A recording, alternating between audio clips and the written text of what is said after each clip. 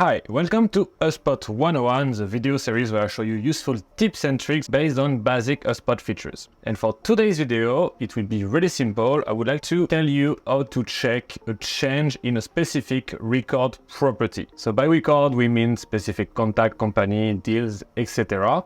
It could happen that sometimes you realize, oh, this contact is marked as list status equal to unqualified. What happened? Who did that? How did it happen? And is it like normal, or is it the result of an issue of your operational processes? So actually it's really easy when you want to check what happened to a specific property of a record. You go to the record page like right now, and you will just put your mouse on the said property and click on details. And by clicking on details, you will access to the entire history of the changes of this specific property. So as we can see, first this lead has a lifecycle stage of lead, and then it has been qualified as sales qualified lead. So we have the value change, the date it happened, and we have the source. And CRM UI means it's a manual update from Grégoire, which is me. So we know that if this lead is not supposed to be a SQL, we should ask Grégoire why did it do this change. Another example would be for list status. We realize that it's unqualified, but nothing here is showing us that this lead should be unqualified because we don't have any activity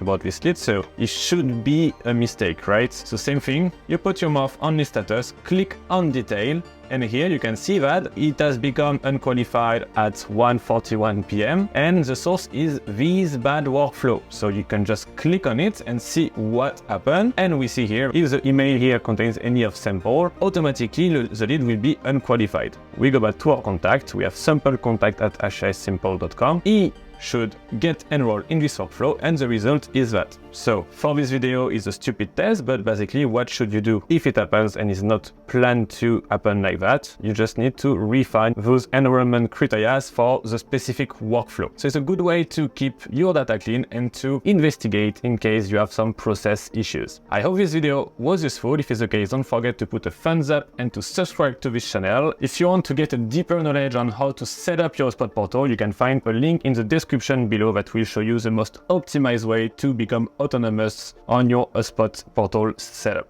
It was Greg. I wish you a good day and see you soon.